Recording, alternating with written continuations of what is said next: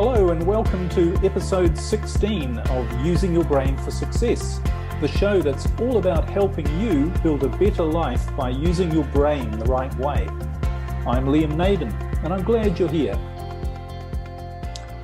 Now, if you've listened to previous episodes of this show, you'll know that you are literally programmed for success. It's your biological purpose to survive and to thrive. And the best way you can do that is to be the best you can be, physically, mentally, and emotionally, which means, of course, you're strongest, healthiest, and happiest. And nature's actually provided you with all of the tools to do that, in other words, to be the best you can be. And the main instrument for that is, of course, your brain, because your brain is far and away the most powerful and complex machine known in the universe. It actually has the computing power of 500 trillion computer microprocessors, and it exists for just one reason, and that's to ensure that you live the best life possible. And of course, that means also a life without problems. And problems are simply a sign that, like any machine, you're using your brain machine the wrong way. Well, in this episode, I want to introduce you to a man who not only has proven in his own life how to achieve enormous success by using your brain the right way, but he's also written a number of best-selling books which describe how to actually do this. And this man is Ken Roberts. And Ken Roberts was the creator in the 1990s of what was probably the world's best-selling courses on trading commodities. And through his programs, he taught more than 1 million people in 89 countries and built a company with more than 500 employees and hundreds of millions of dollars in revenue. And he then went on to write what I consider, along with many others, to be one of the best books ever written on how to achieve real success. And that book was called A Rich Man's Secret, and it became a bestseller. And in the book, he relates how he accidentally discovered an astonishing old manuscript that soon turned his life into a rags to riches story. And he believes that the long-hidden secret he discovered in this manuscript holds the key to his success. So without further ado, I'd really like to introduce you to a man who's going to share with us ideas on what are the real keys to success, and that's entrepreneur and author Ken Roberts. So welcome, Ken. Thanks for being here. Thank you, Liam. Thank you very much. Thanks for the kind words and what a nice, warm welcome. I appreciate it. Well, you know, it's funny, isn't it, when you write a book, well, you would know, you never know where it actually goes and who it influences and, you know, what and how many people you might be helping. And, you know, I do this, I've written a few books myself and, you know, you never quite know when you put it out there, but I'm certainly an example of somebody who read your book many years ago, and it did create a great impression on me. I still remember it to this day, and you know, what you put in there was just so full of wisdom, and so much what I've come to realize is the truth, that you can, you know, you can spend your life searching for the answers, but there's actually a very obvious place that we forget to look. So that's right. So I wonder if you wouldn't mind telling me, I spoke briefly about who you are and what you do, but I think it'd be really interesting if you wouldn't mind sharing us a bit about your story, and in particular, how you really got into becoming, firstly, successful in everything you did, and then how that led you on to really write your books. Well, I was always a seeker, Liam. I was born and raised in Southern California in the San Fernando Valley, in Encino, actually, which is a very rich town. We were not rich, but that was a rich town. We actually lived right on the border of Encino and Reseda, which was the railroad tracks.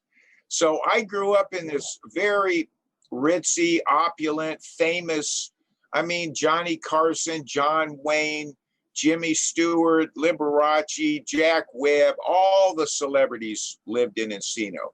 And I went to Birmingham High School in Van Nuys, and it was a very rich high school. I mean, the student parking lot, I'm not kidding you. There was a Ferrari in there.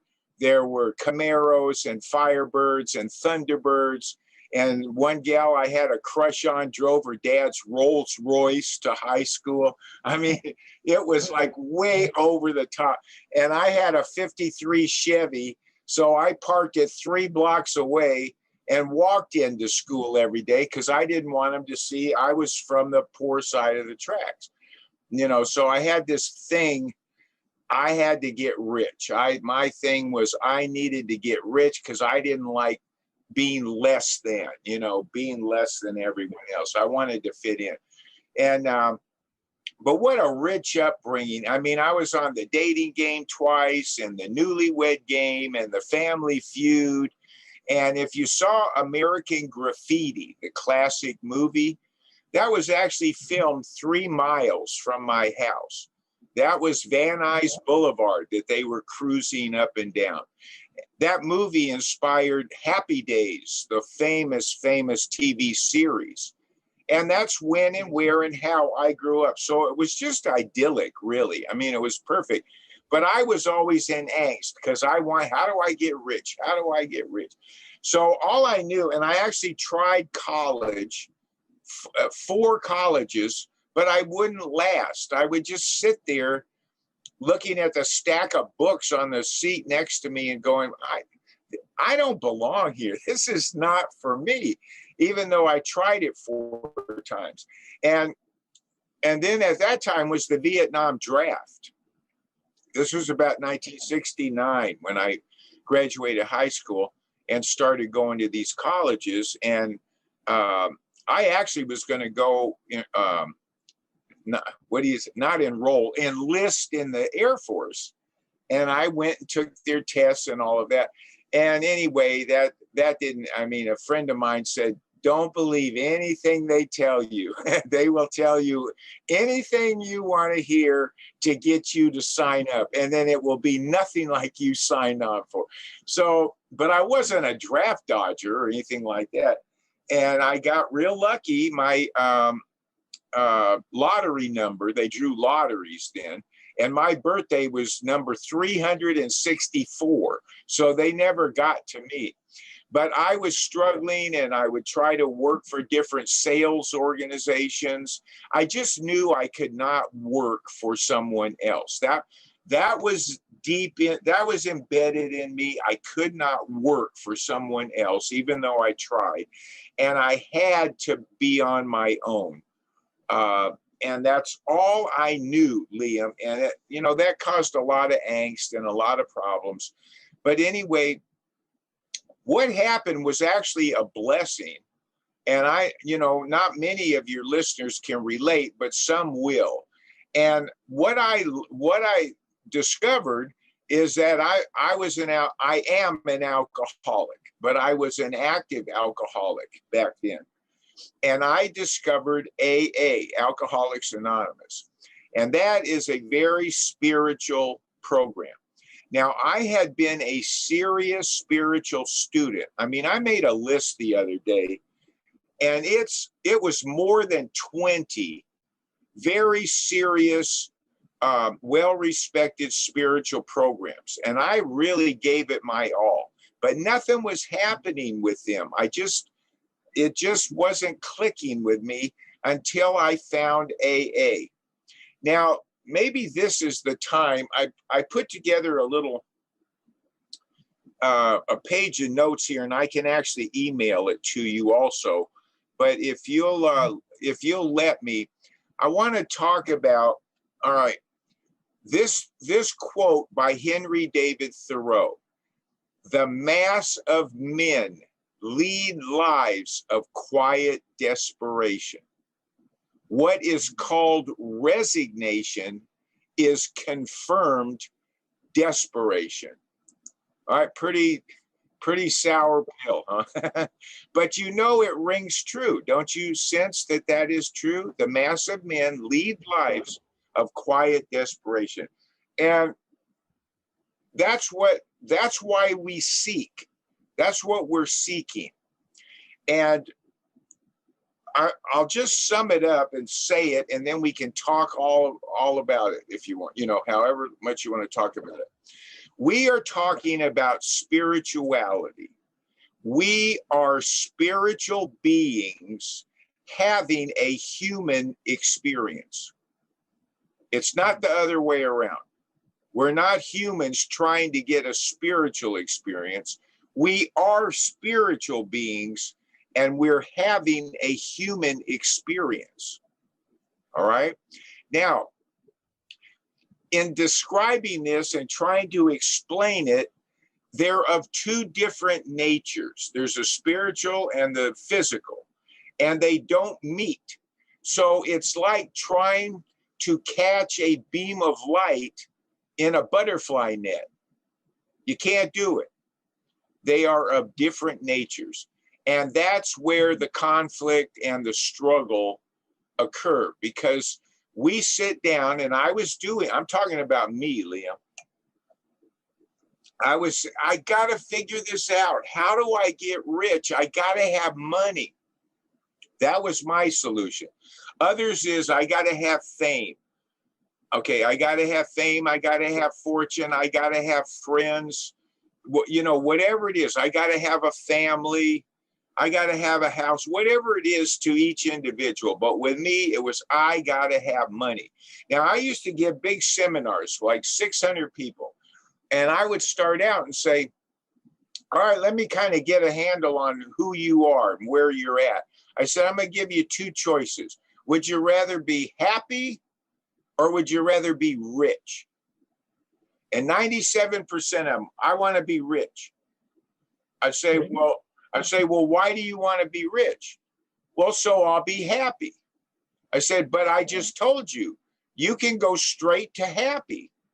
No, I want to be rich. Then I will be happy. And then I say, well, do you read People magazine? That's like lifestyles of the rich and miserable. Those people are rich, they're famous, and they're miserable. And they're finding their next soulmate of the week, you know? So that's the human condition, Liam. We think we can figure this out. I'm going to sit down and I'm going to figure this out. Well, I'm not going to figure it out. This took me a long time to see this, by the way. I'm not going to figure it out, because if I could figure it out, I would have been doing it already. It's not in my brain, which would make me capable of figuring it out. It's not in my brain. The answer's not there. So where do I get it? I get it from without. Okay, now I'm going to say God, but in AA, people say higher power, whatever their understanding of a higher power. But I don't care who you are. I don't care if you call yourself an atheist, an agnostic. I don't care. You have to know that there is an underlying force to this universe. That's indisputable. There is an underlying intelligence and force, non-physical, that underlies everything in this universe. I mean, we can go on and talk about that, but I mean, all of this, there's intelligence behind it. And the other thing to think about is anything, okay, we were created, right? I mean, you have to admit, we were created. Well, the creator has to be on a higher level than we are. You know, you and I can create all the little things we create, and we are on a higher level than those things that we create. Therefore, whoever or whatever created us has to be on a higher level. It's just logical. So that's where we start. Then the next step I learned, and all this took years, Liam. This took a lot of years. I'm not, it just didn't start clicking off like this. All right. Deep in our AA Big Book, we call it, deep inside every man, woman, and child is the fundamental idea of God. Okay, we all have this inner urging in us, and it's to put it poetically, it's to go back home. It's to find God, okay, to have our connection, conscious contact with God. That's what drives us. That's why, and we look for it in all the wrong places, in money and relationships and sex, in fame. We look for it in all the wrong places. And then we find out, well, that's not God, because every one of those will turn on you and destroy you, you know, if you let it. All right. So we have this inner urging. And the way I've summed it up recently or rather recently, is what is your passion? What is it that just lights your fire? And what lights your fire, Liam, is different than what lights my fire. And that passion is our first step. You take your first step toward that passion. All right, now that's a big chunk to gnaw on, so I'll let you gnaw on that a little while. Yeah, no, well, it's very interesting. You explain it in a very similar, well, maybe slightly different way to I explain it, where, the way I see it is that because we do have a physical dimension, as you say, and therefore there must be some laws that govern our physical existence. And if you look at all of nature, which is the best guide because we're part of nature, for clues, all of nature exists to be the best it can be, to create more life and to survive and thrive. And, you mentioned all of our uniqueness. And I think one of the things that I've become aware of, one way to explain this to people, because they think, well, that's a nice idea, I should follow my passion. Okay, well, it's all very well for you, but when you look at it actually on a scientific biological level, we have this blueprint within us, within every cell of our being, which is in our DNA. And that is an exact, unique blueprint for who we are. And by following our passion, what we're doing is we're expressing the blueprint of who we really are. And our brain and that intelligence that you were referring to, that's all designed to support us, to bring out this unique intelligence that we are. And this is on a physical as well as every other level. So it makes sense then, doesn't it, from that point of view? If you're here to be who you are and you've got a whole machinery that is going to make your life perfect, it's going to make everything that is best for you happen if you let it, and you can tap into an intelligence that knows how to make that all happen, then your whole purpose for being here is to be unique and to follow your passion. Yes. And the only way you can do that is literally stop listening to other people, listen to yourself, and take the next step, because the part of your brain Exactly. and the part of you that knows what to do is not your thinking. I was like you, spending years reading all the books, going to the seminars, going to church, trying to figure all this stuff out. But that's not the part of your brain that is operating and is running your life. So that's right. It's right, isn't it? That's where passion comes in. And people say to me, oh, it's all well for you to follow your passion. I don't know what I want. I don't know what my passion is. Well, you don't need to worry about it. You let it come out. Your infinite right. intelligence knows. So give up the struggle. Exactly. Yeah. All right. May I go into a kind of a paper? I want to share with you and your listeners this little paper I kind of drew up, and I think it's fascinating. Great. So okay. Could we go into that? Sure. Thanks. Okay. I want you, okay. Do you, we talk about the mass of men lead lives of quiet desperation. Okay. Mm-hmm. Somehow we know that's true, because that is us, or that was us. Okay.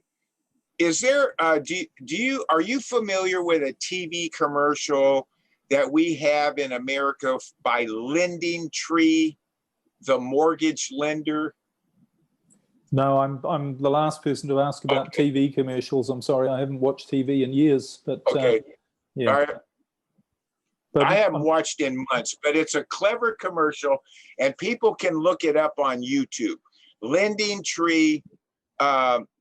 Okay, now here's the gist of it. It's got an important lesson in it.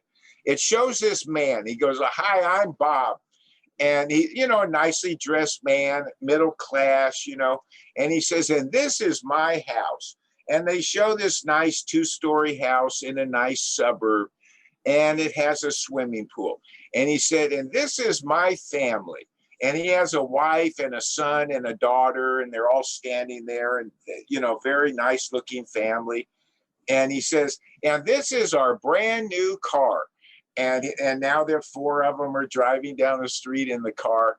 And then the next one, it shows him on his Ride-'em lawnmower. He's mowing his lawn, riding this little Ride-'em lawnmower. And he says, "How do I do it?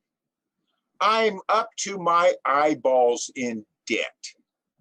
He said, Would someone help me, please? And that, Liam, is in a nutshell, the mass of men lead lives of quiet desperation. That man is killing himself to keep up the pretense so that he looks and his family looks great to everyone else. But they see the writing on the wall, Liam.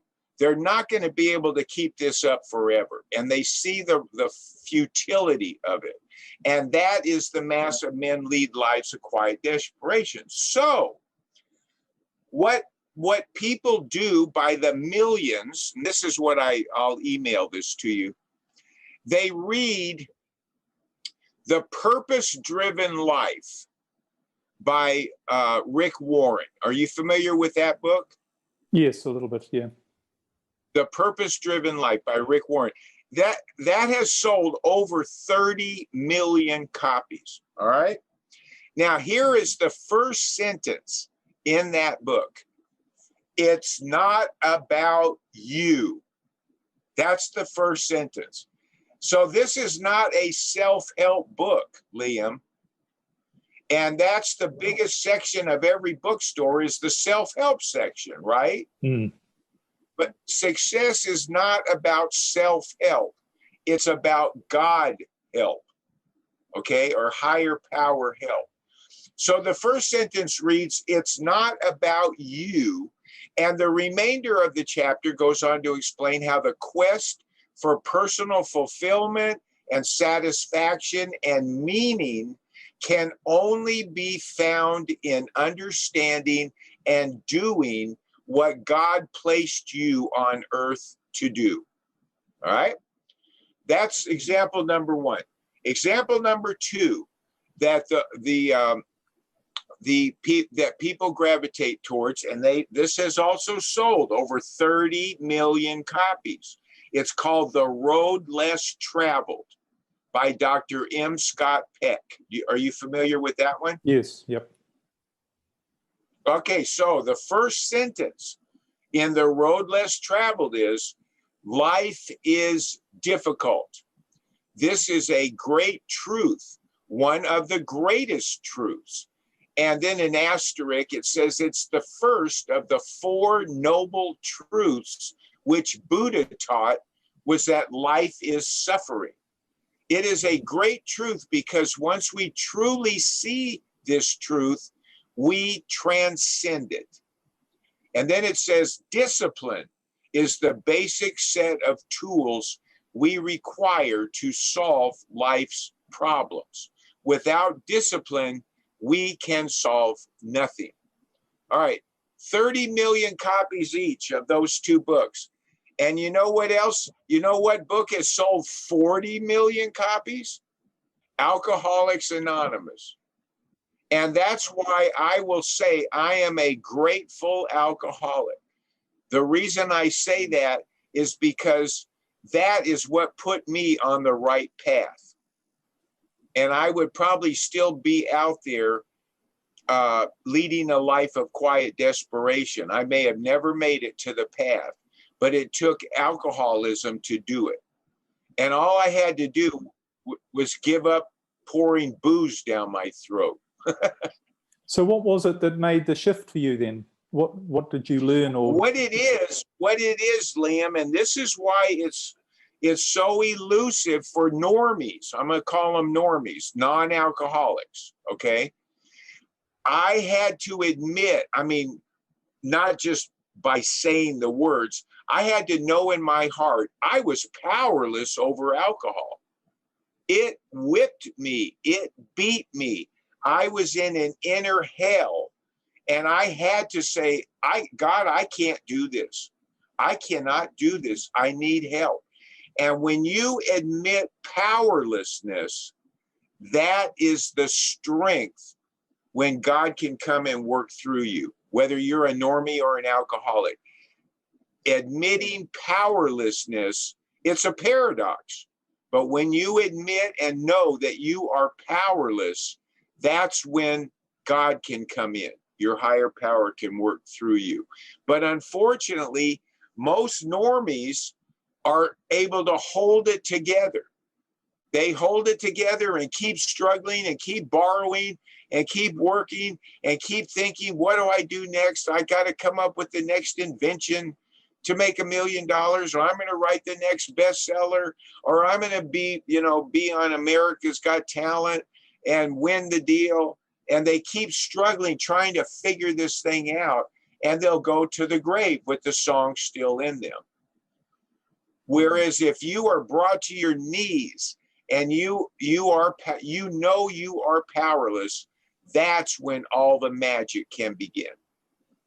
Yes, it's interesting, isn't it? Because I know for my own life as well, and I talk about the fact that in my mid-40s, after having been a student of success all my life and turning it into a lot of success, then suddenly losing everything and becoming homeless and moving in with my elderly mother, it's in those moments that the things you're most afraid of, really, which is having to let go and give up and realize you're at the bottom and you don't know what to do, that's when what you actually do, and this is at the core of what I'm really teaching now, is that's when you shift your brain, if another way of explaining it, into a different space where this whole thinking, trying to figure it out, that limited part of your brain is no longer in control, and the real part of your creative brain, I call it your natural creative state, that's when that takes over and you suddenly start to live your life. And this is why I was interested in your take on this, was you suddenly start to live your life where you actually just let go and trust. And that's when you do just take the next step, because you know that everything's going to turn out, and what's there to be afraid of? Because I think what you're alluding to, that what drives most people underneath it is fear. They're afraid they won't have enough money, they won't be loved, they won't be successful. And of course, our capitalist society tends to really fuel this desire for more. Yeah.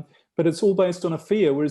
And I teach something called neurostate rebalancing, which is about using your brain in a different way, which is really to get rid of your fear, so you can suddenly get in the flow of life. And when you're in the flow of life, what do? You enjoy every moment, you trust the next step is going to be perfect, and you allow the miracles to show up. So that's very much what you're saying, I think, isn't it? About you reach a point where this whole thinking thing. The shift cannot happen unless somewhere in you realize, I'm powerless. I can't do this. I need help. And then that shift is when all the magic can happen. And you're not self-managing anymore. Exactly. Well, you actually are managing, but you're managing from a place that it's not the same place as trying to think and figure things out and trying to work it all out all the time. Because I use the analogy, in your brain, if you try and figure things out, then the only knowledge that you're tapping into is anything that you've already learned. You can and you don't know. Yeah. No, but if you're you can tapping into this thing that doesn't have the answer. It's a bit like going into a library looking for a book and them where the answer is, and then saying, well, the book isn't here. Then what do you do? And even if it is there, you don't know if it's the whole truth. But if you can tap into the infinite amount of information, which is what your body and your whole being is doing every moment anyway, it's creating something, even thinking about it, then that's the way you want to live. And of course it says in the Bible, have faith, let go, trust, believe. And everyone unfortunately signs up to religions, but they don't do that. And they're busy trying to make things happen and read the next book and, take out another mortgage and to try and be happy. Exactly. Yep. Will someone help me, please? He's got to get to that point. There's a wonderful movie called War Games from the 80s. And it builds up to this climax. It's very dramatic. And these computers are analyzing what's going on. It's about the end of the world. What's going to happen if Russia sends the bomb over here and we send it back and this and that. And it's playing this game. It's playing it forward. What's going to happen? And finally, then everything shuts down and it gets quiet. And it says, this game cannot be won. the only logical solution is to not play. And that's what we have to do. And it takes work. It takes effort to not buy into what my brain is telling me I need to do next to be successful and to be happy. Yeah, well, of course, society has really created a game with rules that we can never win. So, you know, Yeah. what's the point of playing a game that you can't win? That's the rules are that, you know, so I think we need to unlearn a lot of the conditioning we've been given, which of course has been really motivated by the hamster. The hamster on the wheel. That's what we are. Yeah, and of course, you know, you can understand if you're a corporation or somebody who wants to exert power over somebody else, or to get some money out of somebody else, the best way to do that is to make people feel bad and that they need something else to make them feel good, particularly what you're selling. So you've got a lot of conditioning to overcome. And that's why I'm doing this podcast, is really to help people understand, to decondition from what really society has given us from birth, which is you're not perfect, you don't have all the answers, you can't be happy unless you really struggle and try hard and try and figure everything out, and you never will be anyway, and you need more than you've already got for you to be happy. You know, that's all the conditioning we're taught from birth. So, and I think, as you're right, that's what keeps most people in quiet desperation. Yes. So, yeah. So the logical question, this is the first sentence in this book I wrote. Everyone's logical question is, and they may be asking themselves as they're listening to this now, so what do I do now? Right? That's the logical question. And the answer is, what I've come up with after years is, go inside yourself, and what is it that just lights your fire? What is your passion? And I don't care what it is, Liam. I don't care if it's flying frisbees or making origami. It doesn't matter. And then our brain will kick in and say, well, that's just so childish. That would be crazy to want to excel at the hula hoop. You know, I don't care if that's what comes to your mind and that's what gets your juices flowing. Let's focus on the hula hoop. All right. Now, what can you do right now to take one step forward, one step toward excelling at that hula hoop? And then some idea will come to them. That's their first step. Do it. And then the next will be revealed. You don't know where it's going to go, but the next will be revealed. Yeah, I think that was great. And that's how I've come to. I think you described it really well on something I read of yours, saying goals and plans are actually self-sabotage. Yes, that's from this is the best book I ever wrote, The Ultimate Technique for Success. And the bottom line, like you already said it, is fear. And there are 40, I call them dream tickets in here. There's 40 exercises to do that will get you going through fear.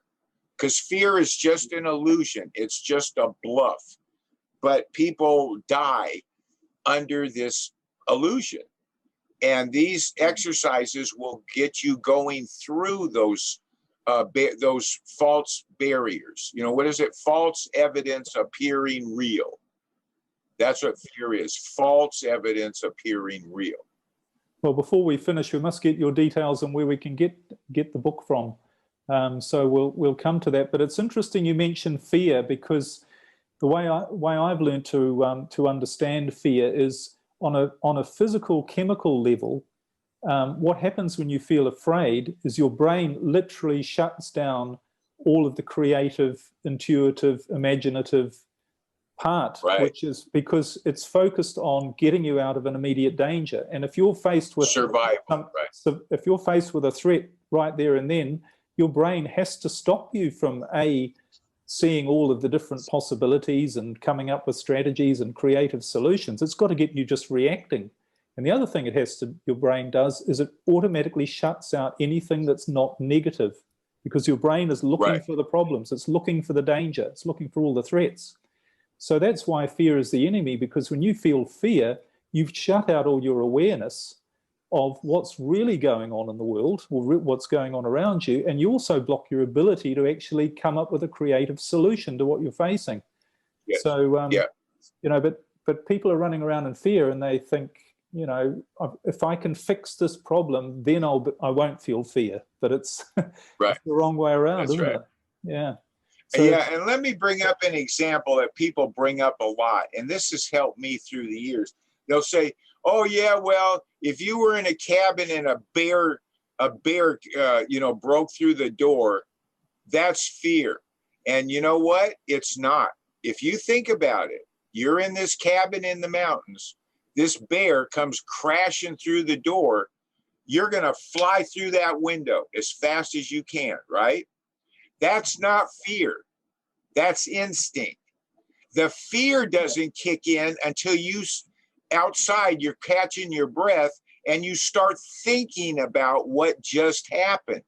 That's when all the fear comes flooding in. So that instinct is not fear. I always found that fascinating. Yeah, and of course, most people are afraid of things that aren't actually real anyway, aren't they? So Right. they're subconscious fears that people have that stop them from, you know, it keeps the man trying to borrow more money to get a better house, because he's afraid of his subconscious is telling him, oh, you need more, otherwise you might lose everything. And so most of the time, you'll starve. Yeah, so most of the time we're driven by fears that aren't even real. So the trick is to figure out, why is my brain telling me, what's it saying that I'm afraid of? And once you can understand that, you can actually get rid of that fear. And of course, one of the ways to do it, which you obviously experienced as well, is the fear of not having anything. The best way to do that is to end up where you have nothing.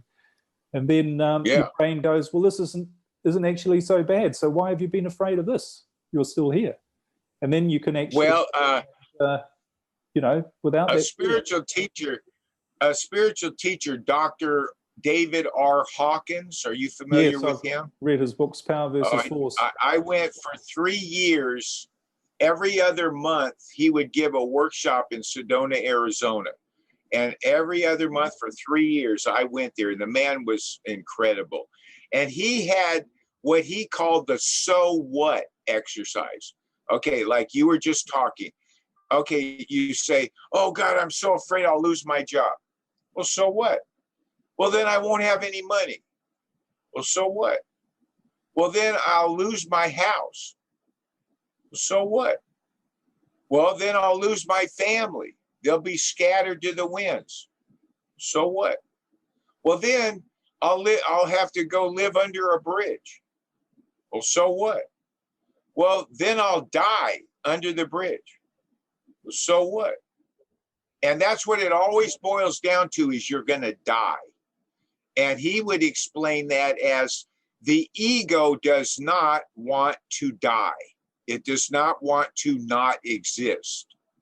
And that's what's driving the ego. It's irrational. It's insane. But that's what the ego drives us to do.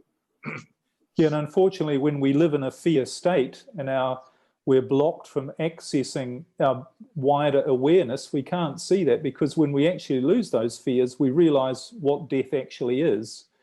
And I mean, you're probably familiar too with the many cases of documented cases of near-death experiences, where in every single case, people who've died and come back, they've said to the doctor, "Why did you bring me back? It was so much better over there. I didn't want to come back." Yeah. And you know, all religion teaches us there's a paradise out there beyond this life, and yet we're told everywhere there's nothing to be afraid of. Yet people still are. And it's this irrational lack of awareness that you can't see all of that when you're in a fear state. Right. And the doc used to start every single workshop, he would say, if you hear nothing else today, it was an all-day workshop. If you hear nothing else today, I want you to know it is safe to die. It is safe to die, because that's our bottom line fear. We don't want to die. And he would say, if nothing else, just remember that. Yeah. No, it's so true. Of course, people remembering it and actually believing it are two different things. But, yeah, that's two different things, right? Yeah. So I'm just mindful of the time here. And I was going to ask you, what do you think? You know, you've been very successful. You are very successful in your life, and you've done a lot of things. And particularly I haven't read your second book, but I'm going to read it. But certainly the first book is about, you know, what your path to success was and what you understood, how to get into this space. And we've talked a little bit about, you know, what most people's problems are, but what do you think's the real block, the biggest block that people have in becoming successful? You know, in other words, why are so many people frustrated and can't figure it out? And you've been there in your life as well, trying to figure it all out, right. Work it all out. But is there a way to sum up the difference between that and then actually figuring it out and things going in the right direction? I'll tell you, it all was summarized in this.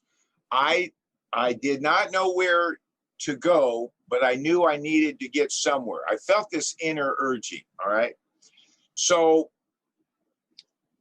I knew I liked to write. I liked to write instructions for people. Weird, right? But I like to write instructions to people. All right, so I started focusing on that. Well, what could I write instruction? What could I explain? About that time, my wife said there was this big full-page ad in the newspaper, and it said, free foreclosure seminar. Well, foreclosures was a hot topic in Southern California back in the 70s. And she said, why don't you go? And he, you know, is supposed to teach you how to get rich buying foreclosures. So I went and I loved it. It was one of those free previews, you know, where they're trying to sell you on the $195 weekend seminar. But I just loved it. And what got me though, so anyway, I borrowed the money, Liam, and I went and I loved it. And I saw what was going on. The trick to that was you had to knock on doors of foreclosure victims. Well, that's very fearful, right? I mean, go knock on these desperate people's doors and say, I'll buy your house and all that. Well, anyway, I did it. I was so desperate. I did it. I knocked on 15 doors a day. I plotted it out and drove to all those places and knocked on the doors, and it was horrible. But here's what happened. The man who put on the seminar, Charles Shubin was his name, and he helped me buy 2 or 3 foreclosures. He would go partners. I'd bring him the deal. He was very, very helpful to me. And by the way, he was in Alcoholics Anonymous. I can tell you that. So anyway, all these people would call him back and say, this isn't working for me. I want my money back. This isn't working for me. And he'd say, well, call Kenny Roberts, talk to him. And so I would let him call me and I would say, you just have to go through this and da-da-da-da-da-da. And that's when the light bulb went off. I can write a little book explaining to them how I do this and how this does work if you do it. And that was my very first set of instructions for people. So I have this sense of what do people want and how can I give it to them and explain it to them? And that's my knack. And then, a long and winding road, but all of a sudden I end up in the commodity world. I didn't know what a commodity was. And then this California deputy sheriff I just happened to run into started showing me, and I said, this is incredible. I said, this is what all those people in real estate are looking for. They just don't know it because they don't know what the commodity world is like. And that's what started that book, The World's Most Powerful Money Manual. And like you read at the beginning, I had over 1 million customers in 89 countries around the world. Nothing was ever bigger before, and it's never been bigger since. It was Unbelievable, Liam. And I could have never thought it up. I just took the first step, and the next was revealed, and the next was revealed. And it pulled me into it. And that's why I say no goals. I could have never dreamt this thing up. Liam, I had 2 jets. We would fly all over the world doing seminars. I would have never put that on a goal list. No, exactly. Never. Yeah. Yeah. So if the answer's not in your head, how could a goal be in your head? A goal to what? You don't even know what. So it's insane, really. It's arrogant. Yes. Well, it's really, unfortunately, I think it's just a lack of understanding about who we really are more than anything, isn't it? And that's what I'm trying to do in this show and in my coaching, is to help people understand more of who they are. Because, I think that thing about just taking the first step, once you start doing it, it actually becomes easy in a way, doesn't it? And it's like, why did I struggle before? And you start to see all sorts of synchronicities and unusual and coincidences and miracles and weird things show up. And you realize that it's not your trying to figure it out brain and control that's making it all happen, but there's something else that's at work. So then you go, okay, well, I'm just going to trust and take that next step. So, but would you also agree that getting over that hump, you've got to have an experience of that, and getting to that point where you really do let go and you just say, I'm not going to think about anything else, but allowing the next step to show up. And it could be, as you've said, somebody saying to you, look at that, or your wife saying, or you go to something and you have no expectation about it, but and you don't even know why you go. You're suddenly there, and it takes your life in the next direction. So what is it you think about how people could, if they are struggling to, and when they're listening to this and they're going, well, that's all very well for Liam and Ken, talk about all this, but I can't let go. How can people? What's something you could say to people? Do you think that's a way to help people go? Just get a little bit of an experience of this. So just dip their toe into the. I would say, what is it that lights your fire? What do you get turned on about? And I don't care if the answer is model railroading. It doesn't matter it's what turns you on. And that's the nugget you start from. And then you say, okay, I love this. I love model railroading. Okay, what step can I take in this direction to do what? I want to build a model railroad set. I want to teach people about model railroad. I don't know what their passion is, but what is it about this model railroad? What step could you take? Well, I could go downtown to the model railroad shop. Okay, do it. Take the first step. Now go to the model railroad shop, and your next step's going to be revealed there. Yeah, so don't even think That's how it works. Don't even think about what the next step might be. Yeah. No, because you don't know. It's not in your brain, so you can't know what the next step is. See what shows up. Yeah, I think that's great. A great way of, and of course, that's what your book, A Rich Man's Secret's all about. It's such a enjoyable book to read because you've done it in such a sort of an adventure story way. And when you really think about it, that's what our life should be, is an adventure. Most people make it a trial. But if you do take the next step, and I loved reading the book for that, it really was combining an adventure story, a really great story with so much truth. And just to think, well, it's so sad if we forget that life is an adventure. We're here to have fun, and that's what we're here for. We're not here to struggle. Right. So I think I'll ask you just before we finish, but I think Rich Man's Secret, if people haven't read it, it's really, I think it's a great book. Well, thank you, Liam. Well, let me tell them how to find me. Yes, and please. all they do is go to kenroberts.com. kenroberts.com, and then sign up for my free private email list. They'll see the medallion, the badge on there. And then it's got my how to get my 2 books, the Rich Man's Secret novel and The Ultimate Technique for Success. And there's phone, you cannot order it off the website, but you call either of those 2 phone numbers. That's in Oregon. That office is in Oregon, and they'll take your order and send them out priority mail to you. And do they ship outside the US as well? Yes, and it's kenroberts.com. kenroberts.com. Okay. Well, that's brilliant. Okay. Well, hey, it's been fantastic talking to you, Ken. And as I say, it's been a bit of I don't know quite, I guess I just took the first step and contacted you and thought, would you be open to having... you did it. That's right. I fired an answer right back, right? You did. Yeah. So I really appreciate it. This was all what was this arranged on? What day was that? It was only yesterday, wasn't it? Sunday, yeah. And today's Monday. So that's how that happens. I think you said you name a day, and I thought, what's the next step? Well, what's wrong with tomorrow? Make it the first day. And and it worked beautifully.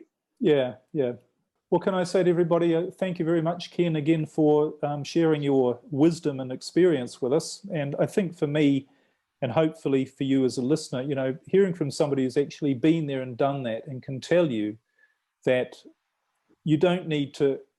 I just want to quote what he also says, just in leaving, because I think this is very important. What Ken says, it's nothing to do with religion, positive thinking, counseling, rebirthing, meditating, visualization, concentration, therapy, reprogramming your subconscious mind, hypnosis, or anything weird or way out. It's as practical as can be, but no one has ever explained it before. And I hope that you've really picked up from Ken what I've been trying to share with you as well on these podcasts, is that, life is not designed to be hard. And really, if we have a bit of faith and trust and understanding of how our brain works and of who we really are, then all we need to do is enjoy the next step, and the next one will show up after that. And it's a pity it's not more complicated in some ways, isn't it, Ken? But that's the reality of it. That's right. Yeah. It's how we're designed to be.